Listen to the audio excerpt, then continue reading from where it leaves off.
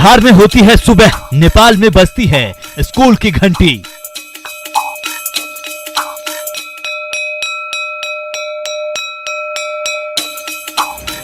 बिहार में घर बार, नेपाल में तैयार हो रहे भारत के कर्णधार।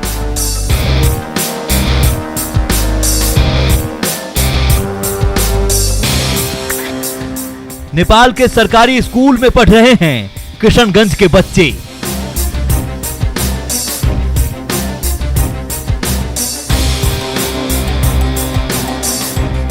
किशनगंज के दल्ले गांव के बच्चे नेपाल में पढ़ने को क्यों मजबूर?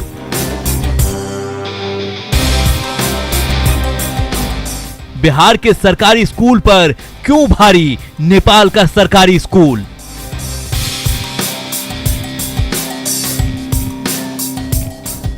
बिहार के बच्चों के बॉर्डर पार एजुकेशन पर सबसे बड़ी पड़ताल।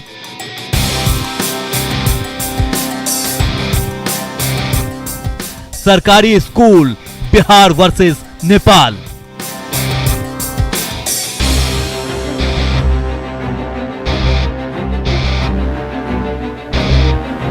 नेपाल में किशनगंज के कर्णधार, बिहार में शिक्षा का बंटाधार। नमस्कार, न्यूज 18 स्पेशल देख रहे हैं आप और मैं आपके साथ रंजना रावत। किसी भी राज्य का सामाजिक, आर्थिक और सांस्कृतिक विकास उस प्रदेश की शिक्षा पर निर्भर करता है। अगर राज्य की शिक्षा नीति सुदृढ़ नहीं होगी तो वहां की प्रतिभा दबकर रह जाएगी। शिक्षा के क्षेत्र में बिहार का अतीत गौरवशाली रहा है। बिहार की प्रतिभा ने देश दुनिया में अपनी काबिलियत का लोहा मनवाया है। लेकिन ऐसा क्या है किशनगंज के सीमावर्ती गांव के बच्चे नेपाल के सरकारी स्कूल में पढ़ने को मजबूर हैं? आखिर बिहार के होनहार नेपाल में क्यों पढ़ने जाते हैं? ये रिपोर्ट देखिए।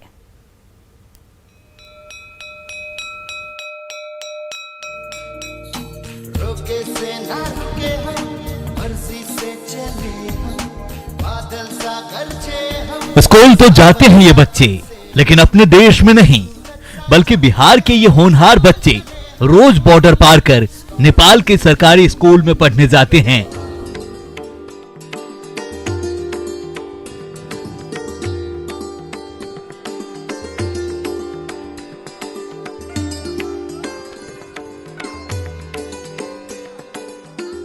हो रहा है ना आश्चर्य, लेकिन ये सच्चाई है। ऐसी सच्चाई जो दशकों से दबी हुई है। जानता हर कोई है, लेकिन बोलता कोई नहीं है।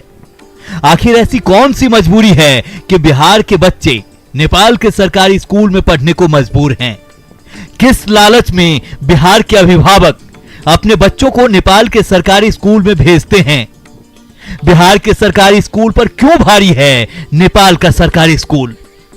आज हर एक सवाल से पर्दा उठेगा। आज हर एक मजबूरी पर खुलकर बात होगी। बिहार की राजधानी पटना से 425 किलोमीटर दूर उत्तर पूर्व का जिला किशनगंज। किशनगंज की सीमाएं दो देशों से जुड़ती है, नेपाल और बांग्लादेश। यानी किशनगंज न सिर्फ बिहार के लिए बल्कि भारत के लिए बेहद महत्वपूर्ण जिला है। इंडिया से आए हो पढ़ने यहाँ पे। किशनगंज की सीमाएं भारत के मानचित्र की पहचान है, लेकिन किशनगंज के कर्णधार अपने देश के सरकारी स्कूल को छोड़ नेपाल के सरकारी स्कूल में पढ़ाई कर रहे हैं। छोटी बच्ची प्रिया कुमारी के मासूम जवाब को समझने की कोशिश कीजिए। पढ़ाई करती हो? कमरूबीटा, नेपाल। कहाँ पे है कमरूबीटा? नेपाल। तो तुम इंडिया में रहती हो, हिंदुस्तान में, और नेपाल पढ़ने जाती हो। क्या वहाँ अच्छा पढ़ाई होता है? जी, बहुत ज्यादा होता है। अच्छा होता है। रोज पढ़ने जाती हो? जी, रोज जाते हैं। रोज क्लास करती हो? जी। जो नहीं समझ में आता है तो कौन समझाते हैं यहाँ पर? दादू जी। जो चीज नहीं समझ पाते हो यहाँ आके दादाजी समझाते हैं? जी। तो क्या नाम हुआ तुम्हारा? प्रिया कुमारी। कौन क्लास में? क्लास 5। बिहार के बच्चे नेपाल के सरकारी स्कूल में पढ़ रहे हैं, आखिर क्यों? इस सवाल को जानने के लिए हमारी टीम किशनगंज मुख्यालय से करीब 80 किलोमीटर दूर दल्ले गांव पहुंची। भारत नेपाल सीमा पर स्थित बिहार के इस गांव में भव्य सरकारी स्कूल है। स्कूल में स्मार्ट क्लास है, क्लासरूम में 56 इंच का स्मार्ट टीवी है, बूफर है, इन्वर्टर है, यानी 2 मंजिला इस सरकारी स्कूल में सभी सुविधाएं हैं। बावजूद यहाँ बच्चे पढ़ने नहीं आते। हमारी टीम जब नेपाल बॉर्डर से जुड़े दल्ले गांव के इस स्कूल में पहुंची तो ताला जड़ा था। इतने बड़े स्कूल में एक भी बच्चे क्लास करने नहीं पहुंचे थे। टीचर स्कूल में हाजिरी बनाकर टाइम पास करने के लिए गप लड़ाने निकल पड़ी थीं। हम स्कूल में ही स्टूडेंट के पहुंचने और टीचर के आने का इंतजार करने लगे। कहीं और ड्यूटी बजा रही स्कूल के टीचर को जैसे ही न्यूज 18 के संवाददाता के पहुंचने की खबर मिली, वो आनन फानन में भागी भागी स्कूल आई। क्लासरूम का दरवाजा खोला गया। क्लासरूम में गिनती के 2-4 बच्चे बैठे नजर आए। अभी हम मौजूद हैं दल्ले गांव पंचायत में, जहां ठाकुरगंज प्रखंड के दल्ले गांव स्कूल में देखा जा सकता है सुबह का 10 बजने को है और मॉर्निंग होने की बात है कि वो स्कूल मॉर्निंग है और यहाँ पे बच्चे नहीं पहुँचे हैं। बच्चे की संख्या काफ़ी कम देखी जा रही है। सभी क्लासों में बच्चे के नाम मात्र के हैं। क्लास तो यहाँ 10 क्लास तक के स्पेशल क्लास भी चल रहे हैं, लेकिन यहाँ पे बच्चों की संख्या आप देख सकते हैं। अच्छा मैडम, एक मिनट ये बताइए कि यहाँ पे बच्चे आते हैं और आप चाहिए, लेकिन हम 9 बजे से बैठे हैं और बच्चा भी आ गया है, वो भी आएगा। ट्यूशन पढ़ने गया था इसलिए लेट हो गया। मैंने आप आके फिर लौट गए थे? जी सर, क्योंकि अभी आके फिर आप खोले हैं, जिसका मतलब आप आके लौटे थे। लेकिन स्टाफ नहीं था इसलिए ऑफिस बंद करके चले गए थे ताकि बच्चा ऑफिस में घुसे ना। तो बच्चा नहीं था? नहीं था। किशनगंज के इस उच्च माध्यमिक विद्यालय की स्थिति जान लीजिए। स्कूल में 400 बच्चों का एडमिशन है, 7 शिक्षकों की ड्यूटी है, यानी 57 बच्चों पर एक टीचर। लेकिन स्कूल में न तो बच्चे पहुंचते हैं न ही टीचर। जैसे जैसे किशनगंज के इस सरकारी स्कूल की हकीकत जानेंगे, आप खुद ब खुद समझ जाएंगे कि क्यों किशनगंज के बच्चे नेपाल में पढ़ने को मजबूर हैं। दल्ले गांव के इस उच्च माध्यमिक विद्यालय में टीचर का कोई टाइम टेबल नहीं है। मन किया तो आए, नहीं तो घर बैठे। यहाँ कितने बच्चों का एडमिशन है? यहाँ बच्चा 376, लगभग 400 की यहाँ पर एडमिशन है। हाँ। और यहाँ अभी आपको जो है यहाँ पे सब प्रत्येक क्लास में 5-10 से ज्यादा नहीं है। तो क्या लगता है क्यों नहीं है छात्र? नहीं सर, छात्र आएगा। छात्र को मालूम नहीं था, वो ट्यूशन पढ़ने चला गया था और बच्चा सबको भी मालूम नहीं था कि आज मॉर्निंग में डे है, इसलिए बच्चा सब लेट आया। और हम तो 9 बजे तो अभी तो डे के हिसाब से भी आ जाना चाहिए था। 9 का अभी तो 10 बजने वाला है। ट्यूशन पढ़ने नाश्ता वास्ता करके, लेकिन सर रूम को भर जाएगा। इतना बच्चा आता है कि सर हम लोग को दिमाग खा लेता है। वो तो शुक्र है कि स्कूल में हमें नौरोज बेगम मिल गईं। बोली बच्चे आने वाले हैं, स्कूल भर जाएगा, क्लासरूम में जगह नहीं होगी। सहसा हमने सवाल पूछ लिया, लेकिन इतने बच्चों को पढ़ाएगा कौन? तो शिक्षक क्यों नहीं है इतने? तो यदि आप आप बोल रहे हैं बच्चे आएंगे, शिक्षक जो नहीं आए हैं तो आप खुद मौजूद हैं। आप समझ सकते हैं कि यहाँ पे अभी जो यहाँ पे शिक्षक होना चाहिए, अब समय हो चुका है, डे के हिसाब से भी समय हो चुका है। तो क्या लगता है कि अभी शिक्षक नहीं आए हैं, ऐसे में बच्चे आके भी क्या करेंगे? आके भी सर सारा बच्चा को हम ही संभालेंगे। बच्चा भी आएगा तो, और जब तक वो टीचर नहीं मैंने 10 क्लास के बच्चे तक को आप शुरू से आप ही पढ़ाएंगे? शुरू से तो पढ़ाएंगे, लेकिन क्लास में बैठा के रखेंगे संभाल करके। मैंने संभाल के रखेंगे, आ जाएंगे तो मतलब। सीमावर्ती दल्लेपुरा गांव के इस विद्यालय में उर्दू की भी पढ़ाई होती है। इसके लिए मरकज के 4 शिक्षक की ड्यूटी है, लेकिन यहाँ भी शिक्षा का बंटाधार किया जा रहा है। एक ही क्लासरूम में 2 अलग अलग कक्षा के छात्र को पढ़ाने का ढोंग किया जा रहा है। शहनाज बेगम के पास वैसे बहाना बहुत है। आप लोग कितने हैं? हम लोग 4 हैं सर। 4 हैं तो 4 कितने क्लास तक पढ़ाते हैं? हम लोग वो 4, हम 5। तो अभी दोनों जगह जो देख रहे हैं, एक ही क्लास में 2 क्लास ला रहे हैं आप लोग? वो अपना देख रहा है, अपना बच्चा को वो संभाला है और हम अपना बच्चा को संभाला है सर। तो ये तो आप अभी भीड़ जुटाने के चलते एक ही में 2 कर दिए, जबकि आपका क्लास अलग अलग है। आपका क्लास तो है अलग अलग है सर। तो एक तो इतना कम बच्चा है, ऊपर से एक ही क्लास में भर के आप ताकि दिखाई देखिए अभी भी आपके पूरे पीछे के ब्रांच में खाली दिखाई दे रहा है। सर अभी तो हम 7 से 9 बजे तक बच्चा को ट्यूशन देते हैं सर। ट्यूशन दे के हम लोग घर घर जाते हैं सर। सब बच्चा को स्कूल लाते हैं, कोई बच्चा साथ में आता है, कोई बच्चा थोड़ा पीछे आता है। किशनगंज के इस सरकारी स्कूल में कंप्यूटर से लेकर स्मार्ट टीवी तक की सुविधा है, बस यहाँ पढ़ाई नहीं होती है। लिहाजा बिहार के अभिभावक इस आलीशान सरकारी स्कूल में अपने बच्चों को पढ़ने नहीं भेजते हैं। अगली रिपोर्ट में देखिए नेपाल के सरकारी स्कूल में कैसे पढ़ते हैं इंडियन स्टूडेंट्स। नेपाल में भारत के सहयोग से कई स्कूल खोले गए हैं और भारत के सहयोग से बने कई स्कूल ग्रामीण क्षेत्र में शिक्षा के विकास में बेहतर काम कर रहा है। यही वजह है कि किशनगंज के सीमावर्ती गांव के बच्चे नेपाल के सरकारी स्कूल में पढ़ना पसंद करते हैं। बिहार के बच्चों के बॉर्डर पार एजुकेशन पर हमने बड़ी पड़ताल की है। रिपोर्ट देखिए।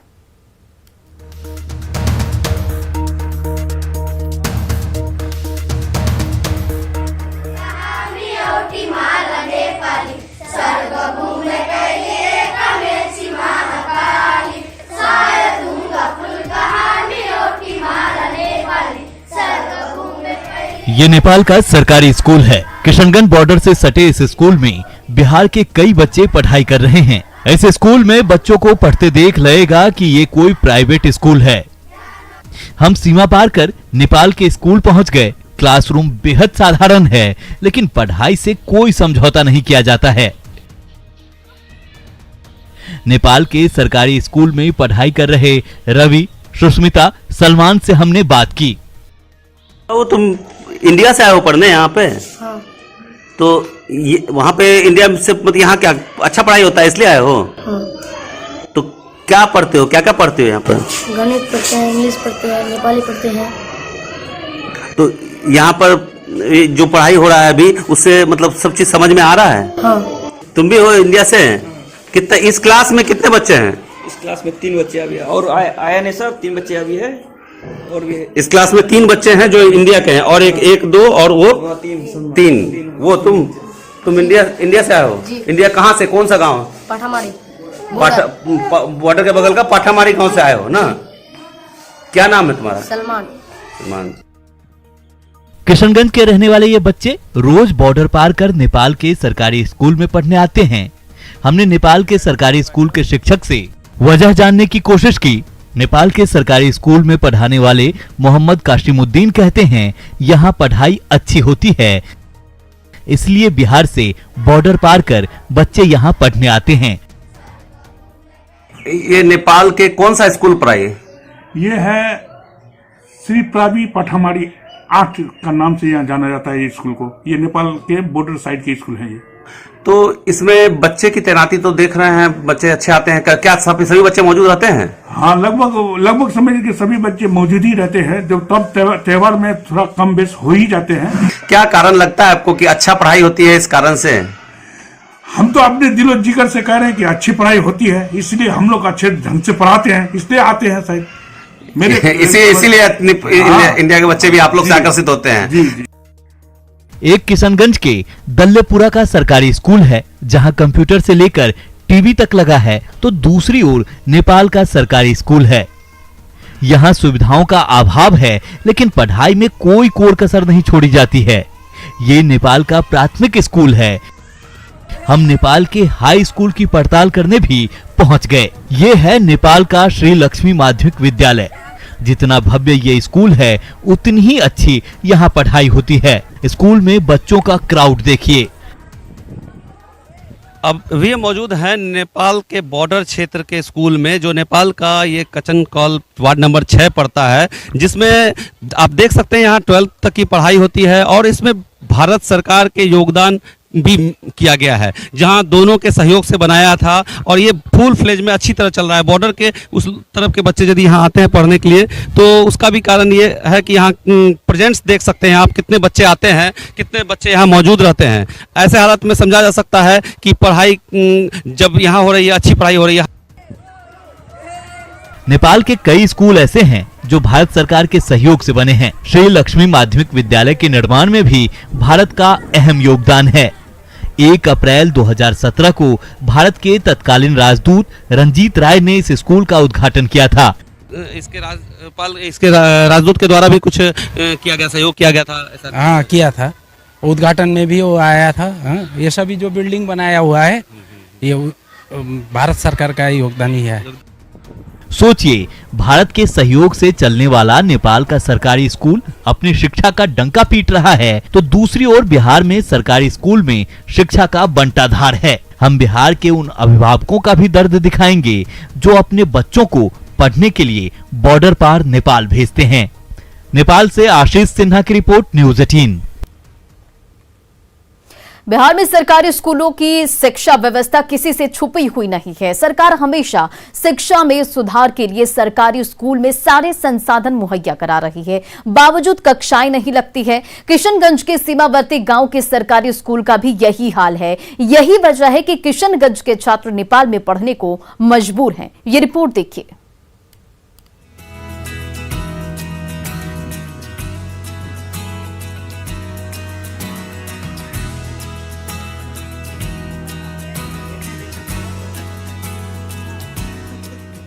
किशनगंज जिले के नेपाल बॉर्डर के पास बसे दल्ले गांव से रोजाना 25 से 30 बच्चे नेपाल पढ़ने जाते हैं। नेपाल में जाना आसान नहीं है। घर के बगल में सरकारी स्कूल होते हुए भी बच्चों को पढ़ाई के लिए रोज बॉर्डर पार करना पड़ता है। आपके गांव से कितने बच्चे जो है नेपाल जाते हैं पढ़ने? कम से कम 25-30 बच्चे जा रहे हैं। तो इसका मतलब ही है कि आपके यहाँ स्कूल बड़ा स्कूल बना हुआ है, इतना सुविधा है, तब भी आपके गांव के 25 बच्चे जा रहे हैं। तो क्या लगता है आपको कि इंडिया में पढ़ाई अच्छी से नहीं हो रही है, जरूरत है सुधार की? इंडिया में अगर पढ़ाई नहीं होता है तो सुधार के लिए तो हर कोई चाहता है।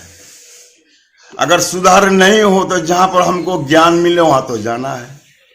हाँ, मैंने आप चाह रहे हैं सुधार हो, नहीं तो इसी तरह मजबूरी है नेपाल जाके पढ़ाई करने की। पढ़ाई करना ही है, आखिर कुछ तो सीख ले बच्चा। दल्ले गांव की छोटी सी बच्ची प्रिया कुमारी नेपाल में पढ़ती है। वहां प्रिया को नेपाली में प्रार्थना सिखाई जाती है। सुनिए।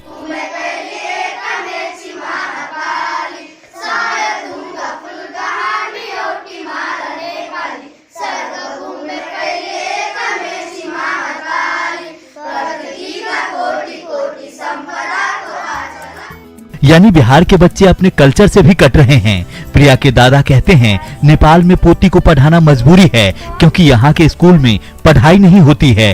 कई बार बच्चों को यहाँ के सरकारी स्कूल में भेजे भी, लेकिन वो खेल कूद कर वापस आ जाते। सोचिए, ऐसी हालत में कोई क्यों ना अपने बच्चों को नेपाल भेजे।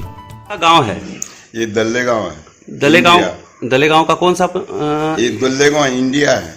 इंडिया गणेश टोला ये पड़ता है। यहाँ से जो आप बच्ची को भेजते हैं बगल के नेपाल में भेजते हैं, तो यहाँ आपके बगल में भी स्कूल है? सरकारी स्कूल तो है, माने जो यहाँ का जो टीचर जो है ना 3-4 टीचर है और बच्चा हो गया बहुत। यहाँ पढ़ाई होता है ना, बच्चे सबका खेल कूद होता है। जब बच्चे वहाँ से आते हैं पूछते हैं क्या करती हो, तो आज खेल कूद कर चले आए। जो पूछेंगे तो कुछ बता ही नहीं सकता है। जो हम घर में उसको सिखाते हैं वही बता सकता है, बात बाकी कुछ नहीं। तो नेपाल में अभी जो भेज रहे हैं कैसा पढ़ाई हो रहा है? नेपाल में जो भेज रहे हैं, जहाँ तक भी हमारे यहाँ से वहाँ अच्छा पढ़ाई होता है। सिर्फ प्रिया के दादा ही नहीं, दल्ले गांव का हर कोई बिहार के सरकारी स्कूल से परेशान है। मोहम्मद जुहूर आलम रिजवी युवा हैं, कहते हैं सिर्फ दल्ले गांव के ही बच्चे नहीं, बॉर्डर के पास बसे कई गांव के बच्चे नेपाल में पढ़ने जाते हैं, क्योंकि बिहार के सरकारी स्कूल में पढ़ाई नहीं होती है। ग्राम पंचायत दल्ले गाँव वार्ड नंबर 6 गणेश टोला है। तो यहाँ बच्चे यहाँ से सुनने में आ रहे हैं कि नेपाल पढ़ने जाते हैं, क्या है पूरा मामला? बच्चे तो ये शुरू से ही जाते हैं, सिर्फ इसी गांव के नहीं, तेलीविटा है, पुराना पाठामारी बॉर्डर है, ये तीनों गांव के बच्चे नेपाल जाते हैं पढ़ने के लिए। क्यों जाते हैं नेपाल? यहाँ आपके यहाँ बड़ा स्कूल बन गया है, इसमें सारा सुविधा देख रहे हैं। सिर्फ बिल्डिंग ही है हमारे यहाँ पे, एजुकेशन नहीं है। ठीक है, एजुकेशन नेपाल में मिल रहा है, हमें बच्चों को भेजने पे हम मजबूर है। हमारे बच्चों को भेजना पड़ता है क्योंकि शिक्षा वहाँ बढ़िया प्राप्त हो रहा है। तो यहाँ बड़ा स्कूल जो बना हुआ है, सारा ये कंप्यूटर का ये भी देख रहे हैं बना हुआ है, तो ये क्या लगता है यहाँ पढ़ाई लिखाई नहीं होती है? कंप्यूटर है लेकिन कंप्यूटर का टीचर नहीं है। स्कूल है लेकिन स्कूल में टीचर नहीं है।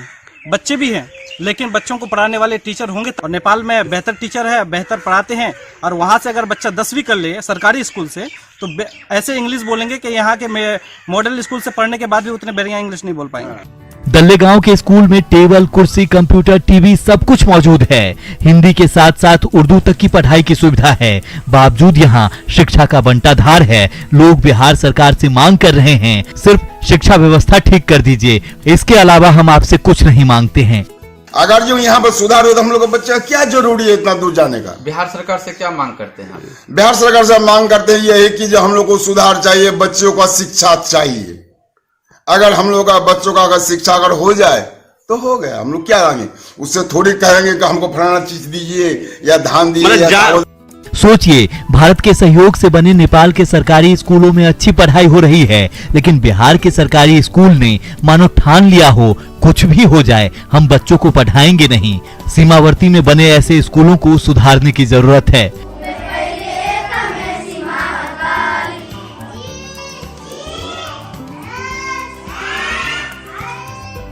किशनगंज से संवाददाता आशीष सिन्हा की रिपोर्ट, न्यूज़ 18।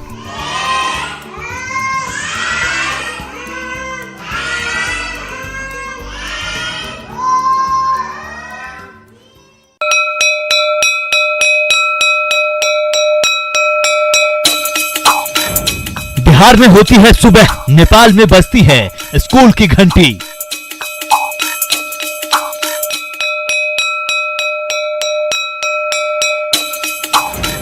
बिहार में घर बार, नेपाल में तैयार हो रहे भारत के कर्णधार।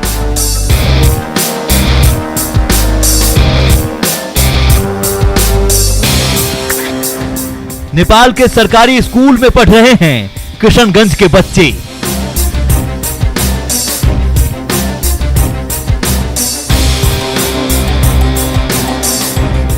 किशनगंज के दल्ले गांव के बच्चे नेपाल में पढ़ने को